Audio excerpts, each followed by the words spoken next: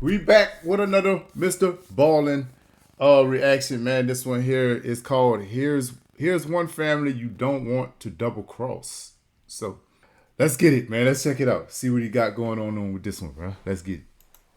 Sometimes the truth is stranger than fiction, and today's story is definitely a great example of that. But before we get into today's story, if you're a fan of the strange, dark, and mysterious delivered in story format, then you've come to the right place because that's all we do, and we upload once a week. So if that's of interest to you, please call the like button to tell them you want to congratulate the newest winner of the Best Button Award, but then before they say anything, just ask them if they have the phone number for the subscribe button. Also, please subscribe to our channel and turn on all notifications so you don't miss any of our weekly uploads. Okay, let's get into today's story.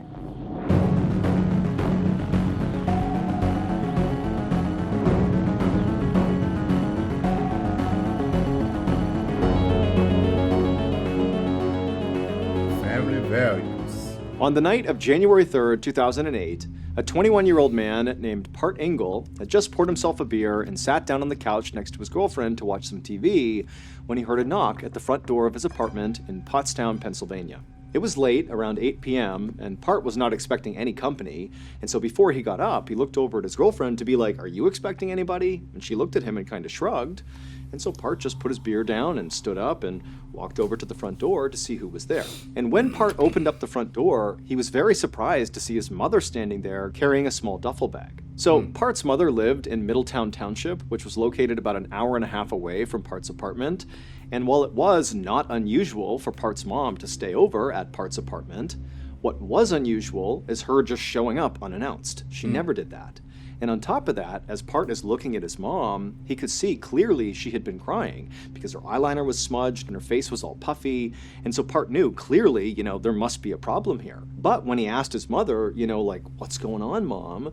she wouldn't tell him. She would just say, "I have to stay with you for the night." And then before he or Part's girlfriend could do or say anything, his mom just walked inside, walked down the hallway, went into the guest bedroom, and then shut and locked the door. And so Part and his girlfriend were left looking at each other like, what's going on here? 3 hours later, at 11 p.m., Part was in bed next to his sleeping girlfriend, just staring up at the ceiling, unable to sleep. Part was so anxious about whatever was going on with his mom because where he was staying, his bedroom, was right next door to the guest bedroom where his mom was staying, and so he already knows there's clearly some issue here with his mom, but all night he's been listening to her next door just pacing and crying in this guest bedroom, and he has no idea what's going on. But deep down, Part knew that whatever was going on, it very likely had to do with his father, whose name was Arun Kumar.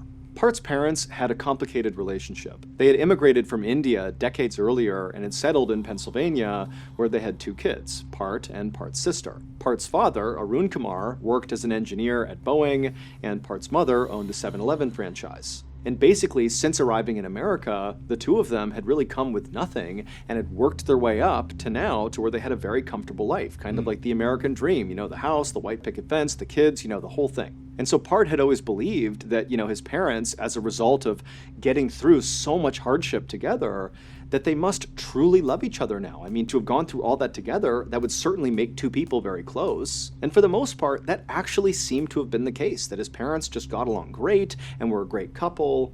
That is until a couple of years earlier. Arun Kumar had started an affair, and Part's mother had caught him. Now, Arun Kumar said that, this affair meant nothing and he would stop right now, and Part's mother had forgiven him, in order to keep the family together.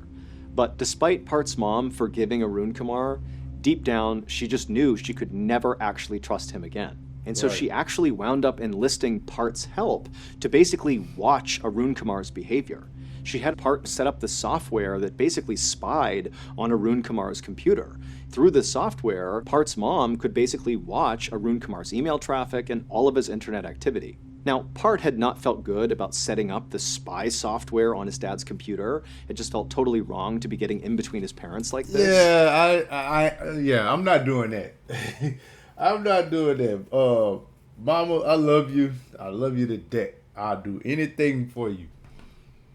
But helping you spy / stalk the hell out of my dad. Like, I'm talking about everything that he does, about it. I'm not helping you drive yourself into insanity. I'm not doing that. Because that's all that is. That's all you doing. Like, every time an alert go off saying that he done did something, your heart gonna drop, your pressure going up, you expecting to see something on the wrong side. Like, you just looking for something so you can just snap. But you driving your own self into your own grave way quicker. I'm not helping you with that. No, sir. No, ma'am. Software on his dad's computer. It just felt totally wrong to be getting in between his parents like this. Thanks. But he just felt like this was the only way Part's mom was ever going to be able to actually move on. And so Part sort of felt like this was his responsibility. This is the way that the family was going to stay together. His mom really just needed that extra layer of transparency on her husband.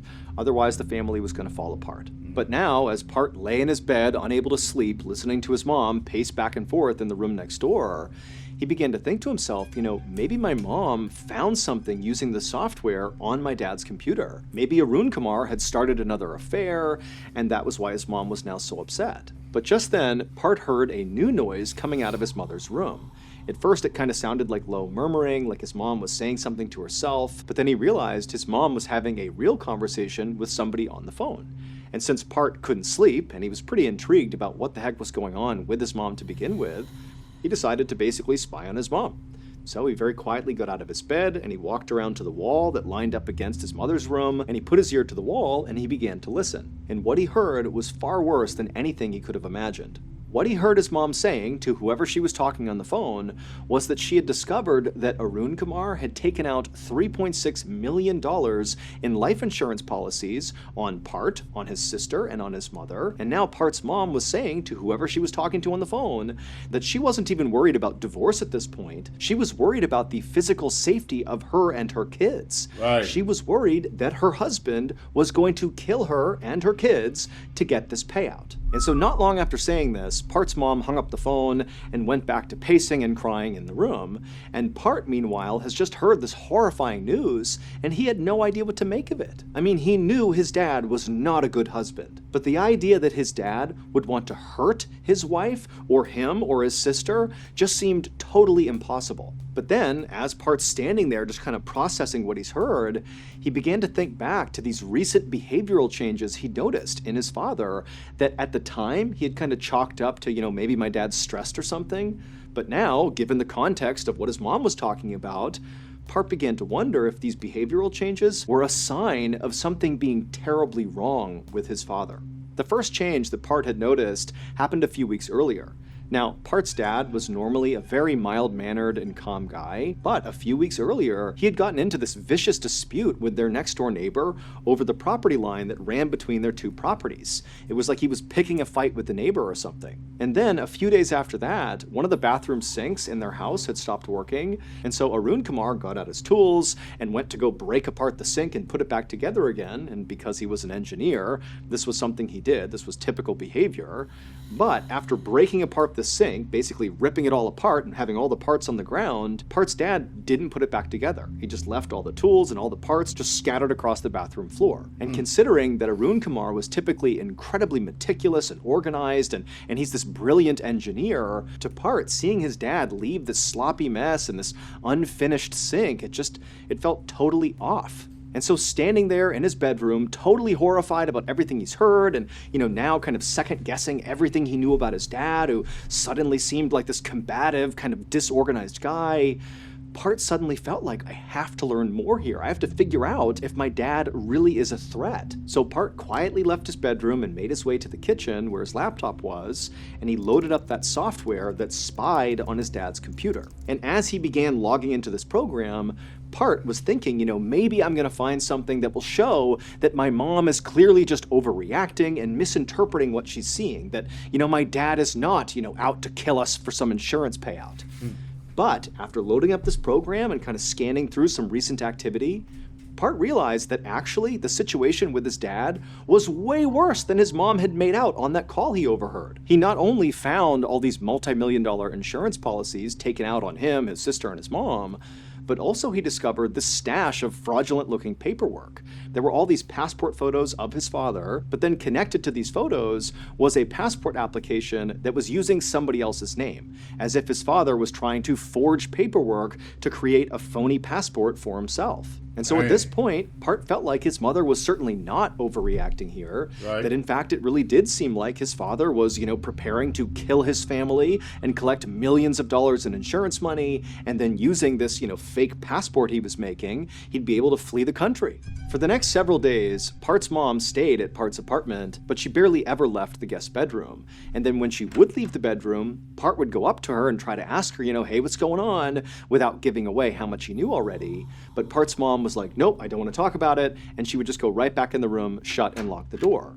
And so finally, after several days of this, Part just went to his mom's bedroom door, he knocked on the door until she answered, and then before she could kind of shoo him away, he said, Mom, stop, I know what's going on, I read the emails, and we have to figure out what we're going to do, because our lives literally depend on it. I agree with you, it looks like Dad is going to kill us and then flee the country. And so Part and his mom would talk through all the details of what was found on his computer, and ultimately they would decide that Part would be the one to go to police and tell them what was going on with Arun Kumar. And so the next day, Part went to the police station, with a stack of evidence that he believed would implicate his father, and Part was so nervous about this, he was shaking.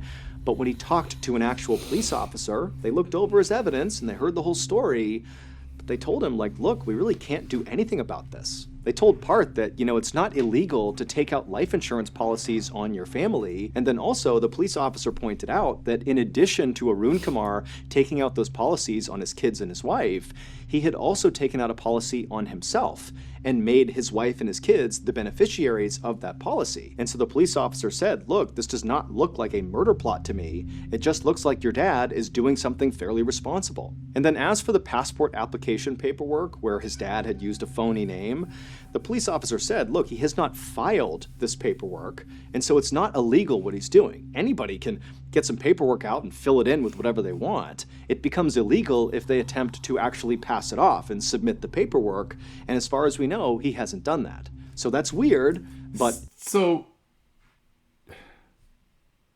I get the fact that they can do that, and as long as they don't file it, it's not illegal. But it's just the whole fact of how they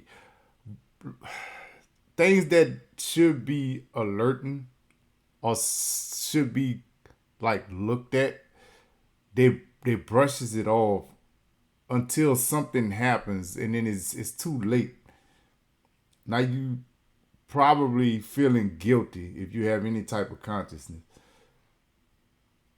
Why brush things off when other people feel like their lives are at risk at that moment? So you just want them to just go back and just have a normal life when they know that person that they're talking about don't usually do things like this. This is just something out of the ordinary that they're doing. They see the changes, but you just brushing it off and telling them to just go finish living your life until something happens, basically. It's not illegal. And so Part had to leave the police station, and he went back to the apartment and he told his mom what happened. And ultimately they decided that all they could do now was just wait and continue to watch that software that monitored Arun Kumar's computer and just hope Arun Kumar would do something that was incriminating that they could then bring to the police and say, see, he's trying to kill us and collect a payout and flee the country.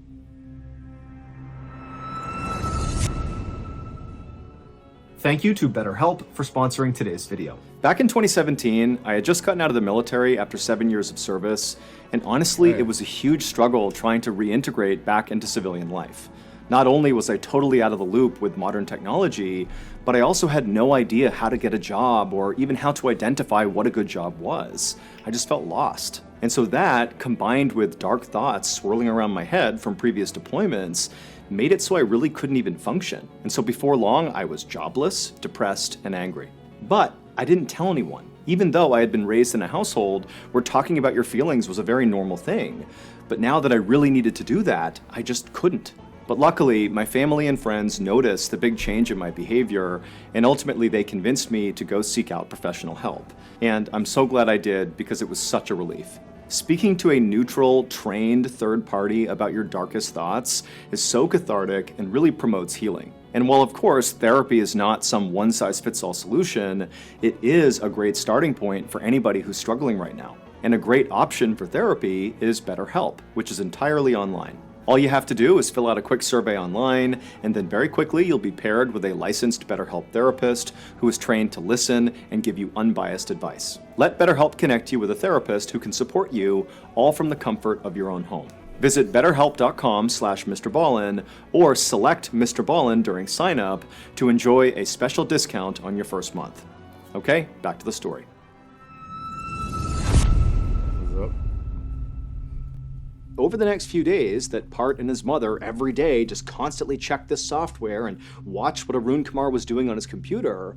All they saw was Arun Kumar was using his computer to do work emails and really basic stuff, absolutely nothing incriminating. And in fact, over these few days, Arun Kumar would actually call Part's mom to ask her when she was coming back home again, and she would tell him that basically she was going to stay at Part's place indefinitely, and Arun Kumar did not seem upset or annoyed by this at all. If anything, it just seemed like he was really distracted and wasn't actually listening to Part's mom as she was speaking. And while this did seem kind of suspicious to Part and his mom, that basically Arun Kumar didn't care that his wife wasn't coming home anytime soon, it still wasn't incriminating. And so, Part and his mom decided to just continue looking deeper and deeper into Arun Kumar's computer to see if there was anything that could begin to explain what was really going on here. And sure enough, Part dug deeper and deeper into Arun Kumar's computer, and he did discover something. Part began finding all these emails with people back in India that kind of vaguely indicated that Arun Kumar was involved in a very sketchy deal, like a business deal. Now, again, the emails were incredibly vague, but what was clear in these back and forths in these emails was that it seemed like Arun Kumar had gotten wrapped up with some really shady people, and they were having these really nasty exchanges in these emails about this, deal that Arun Kumar seemed to be involved in. And so Part began to wonder if maybe he and his mom had this all backwards, that he, his mom, and his sister were not the ones actually in danger here, that in fact it was Arun Kumar who was in danger. Maybe because this deal, went south, and these people that he was doing this deal with, maybe they were mad at him, and so perhaps all these life insurance policies and this new fake identity were some sort of move by Arun Kumar to kind of flee the danger he was in. And so obviously, if this was true, this was still a horrible situation for their whole family, but it was markedly better than what Part and his mom had been operating on before, which was, that Arun Kumar was going to kill his whole family. And so pretty quickly, as a result of kind of thinking about this in a new way, Part's mother started feeling a lot better about the whole situation and actually left Part's apartment and went back to the house to go live with Arun Kumar. And Part himself began to think that, maybe this is not as big of a deal as we thought it was. I'm sure my dad will figure out whatever he needs to figure out here to get out of whatever mess he's in. And over the coming days, Part checked in with his mom every single day because now she's living with Arun Kumar, and she said everything was fine. And Part, he continued to check his dad's computer activity, and nothing else really popped up. It was still just the same stuff they had originally found. And so it just kind of seemed like, maybe this really is not as big of a deal as we thought it was. But on the morning of January 20th, 2008, so about 2.5 weeks after Part's mom showed up at his apartment, everything changed. On that morning, Part logged into his computer to check on his dad's computer using that software because he was still checking it every single day. And the first thing he saw was his dad had sent this email to this woman who Part didn't know, and this woman was certainly not his mother. And in this email, his dad told this person that he had a big contract coming up and he was going to make a ton of money from it. And then also at the end of this email, he told this woman that he loved her. And so right away, Part's thinking, okay, my dad is obviously having another affair because this is not my mom and he's saying he loves her. And also, what's my dad talking about with this big contract coming up? Is he talking about the insurance policies? Does he expect those to pay out soon, indicating that I, my sister, or my mom might be dead? And then also, the other thing that Part noticed that morning as he's checking through his dad's computer activity is he found another message his dad had sent out recently where he communicated to somebody that his father had died. So Part's grandfather had died. And also in this message, Arun Kumar is telling this person that he's going to go to his dad's funeral alone, that his wife and 2 kids were not invited to this funeral. And so Part's reading this, and he's totally devastated by the fact that his grandfather's dead, and the fact that, he's not being invited to the funeral. But again, he's thinking, oh my gosh, is that because my dad thinks I'm not going to be alive? Is this all connected, between the big contract and the fact that we're not going to be at the funeral? Is this my dad thinking he's going to enact this murder plot soon? Part didn't know, but he felt like he and his mom and his sister were running out of time and he needed to act right now. And so Part got off his computer, he called his mom, and they made a plan. That evening at around 9:15 p.m., Part got in his car and began driving towards his parents' house to go confront his dad. This was the plan he and his mom had come up with. Basically, his mom would stay at Part's apartment, and Part would go and tell his dad, we know about what you're doing, and you gotta stop. And Right. even though Part was totally jacked up on adrenaline as he drove towards the house, he felt like he really had the upper hand going into whatever this confrontation was going to be. Because, number one, Part was showing up totally unannounced at night to his dad's place. I mean, his dad's going to be caught off guard when he sees him. And also, Part knew he was much physically bigger than his father. Part was over 6 feet tall and over 200 pounds, and so he had the physical angle as well. And so Part really felt confident driving towards the house that he was going to come out the victor in whatever ensued. At around 10:45 p.m., Part finally arrived in front of his parents' house. He parked the car, he got out, he walked up the front steps, and he knocked on the front door. And a couple of seconds later, Arun Kumar came to the door, he opened it up, and he's totally confused to see his son standing there. And then before Arun Kumar could do anything, Part, in his deepest and most authoritative voice, looked at his dad and said, "We need to talk." And then he intentionally bumped into his dad with his shoulder as he walked into the house. And so his dad is standing at the front door, not really sure what's going on. And Part, after taking a few steps in, he abruptly turns around. And so now he's looking back at his dad. And he takes a step forward and gets right in his dad's face and says, I know what you're up to. I know what you've done. And you have a simple choice to make. You can either stop what you're doing and become the family man you're supposed to be, faithful to mom, or I'm going to go to the police and tell them what you're up to, and you're going to go to jail. Either way, whatever you're doing stops right now.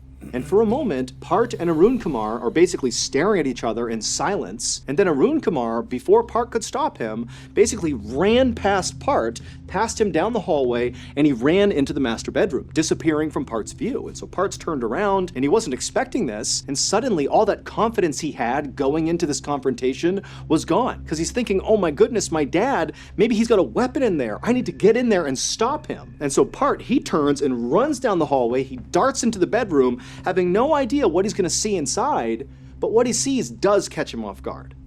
Arun Kumar is just sitting on the bed, doing nothing. He's just staring what looks like at the wall, and Part just stops in the doorway, looks at his dad, and then realizes his dad's not just absently staring at the wall, he's staring into the open bathroom.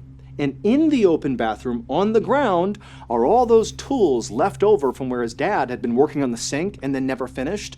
Like, all these tools are scattered on the ground, including one tool that now Part is realizing his dad is looking directly at. It was a big, heavy metal pipe wrench. And suddenly Part realized, my dad is looking at a weapon, and he's considering whether or not to get that weapon and attack me with it. The next morning, Part's mother pulled up in front of the house that she shared with Arun Kumar. And she walked up the steps, went to the front door, she opened it up, and as soon as she stepped inside, she yelled out, hello, who's here? But there was silence. And immediately she got a bad feeling. But she knew she had to investigate. And so Part's mom began slowly walking down the hallway, the same hallway that Part and his dad had been fighting in the night before. And she went down the hallway and she turned and looked into the master bedroom, and she couldn't believe what she saw. There was blood on the carpets, on the walls. It was a bloodbath. And in the middle of the room was an obvious dead body that was so mutilated and destroyed, she couldn't even identify it. Dang. So seconds later, she had run outside and dialed 911. Wow. It would take police almost 4 years to finally untangle Arun Kumar's insane web of lies and also make an arrest for the murder that took place inside of that house. And the reason it took nearly 4 years is because nothing in this case was what it looked like. Now, Part and his mother had been correct about a number of things about Arun Kumar. For example, Arun Kumar was having another affair, he had taken out life insurance policies on his whole family, and he was looking to obtain a fake identity. They were also right that Arun Kumar had become embroiled in a very shady deal back in India, But the specifics of that deal were not what Part and Part's mom thought it was. And when Arun Kumar announced in that message that, his father had died and he'd be traveling to India all alone, that his wife and his kids weren't coming, they weren't invited, well, Part and his mom had been correct. That this was a cover. This was an excuse for Arun Kumar to put his big plan into action. And Arun Kumar's big plan did involve murder, and so Part and his mom were right about that aspect of his plan. However, Arun Kumar's target for this murder was not who Part and his mom thought it was. They were not the target. Arun Kumar was going to murder himself. Or more specifically, he was going to pretend to kill himself. That was actually the shady deal he was involved in back in India. He was working with people who could help him fake his own death. And so what he was going to do is go to India, fake his death, and then once he was dead on paper, that would trigger an insurance payout of his own life insurance policy, and that money would go to his wife and his kids, and then Arun Kumar would disappear using his fake identity he would have, along with his mistress, the woman he was having an affair with. That was the person he had sent that email to talking about the big payout. But Part and Part's mom did not know this last critical piece of Arun Kumar's plan. They really believed they were the target of this big plot, that they were going to get killed. And so that's why they felt like they had to act first. So on January 20th, 2008, Part and his mother worked out an alibi for themselves.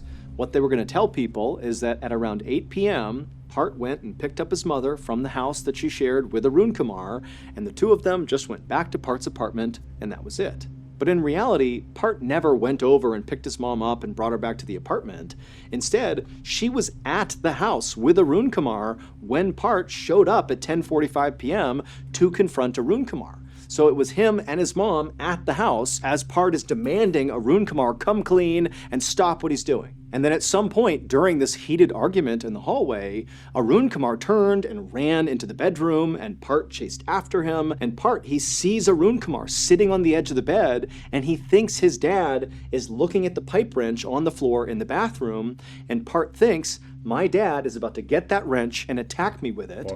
And so Part just acted first, and he ran and grabbed that wrench, and he beat his father to death with it. No. And then after leaving his father's unrecognizable, mutilated body just lumped in the middle of the bedroom floor, blood all over the walls, he and his mother just left the house and went back to Part's apartment. And then the next day, Part's mom went back to the house and she pretended to find Arun Kumar's body, even though she already knew he was in there. And then she called 911 and acted totally beside herself when they showed up, as if she had just happened upon her husband's dead body. But almost 4 years later, when the truth finally came out about this horrible situation, Part and his mother were arrested.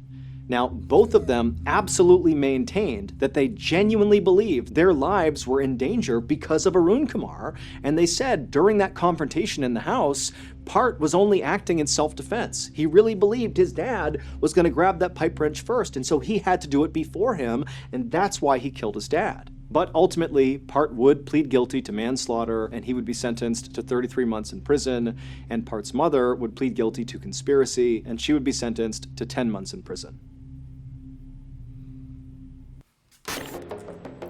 Wait, hold up. He got what? Was going to grab that pipe wrench first, and so he had to do it before him, and that's why he killed his dad. But ultimately, Part would plead guilty to manslaughter, and he would be sentenced to 33 months in prison, and Part's mother would plead guilty to conspiracy, and she would be sentenced to 10 months in prison.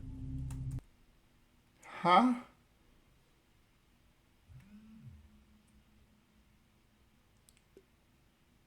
How?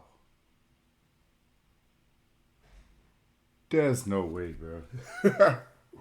33 months. And then, hold up, my son home. Hold on, I'm coming back. Hold on. Bro. So you mean to tell me that he get 33 months for killing his father?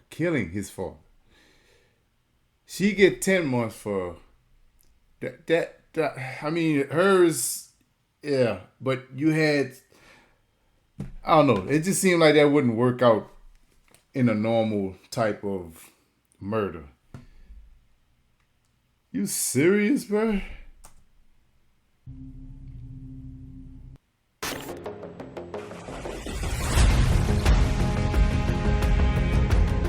Dude, there ain't no way, man. Like, dang. That's almost like they just slapped him on the wrist for killing his own dad.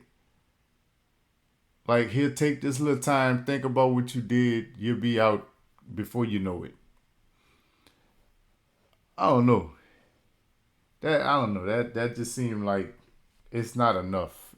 We know it's not enough.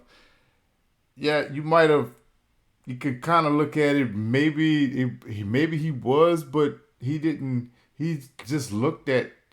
He looked in that direction. He just looked in that direction, like, nah. He didn't act on it. He didn't show you that he was doing, like, he's trying to kill you. I don't know. That one there is kind of confusing. That one kind of confusing to me, man. But hey, shout out to MrBallen as usual. Good storyteller. That situation there, I don't know. And then it took what they said it took him 4 years to get the truth out of him, and it's pretty much like a year that they get for what they done. Guess it is what it is, huh? But yeah, that was a good story though. That was a good story, man. It kept me interested, and I like that. I like it, bro. So, whew, yeah. I don't know. I just don't agree with that one, bro.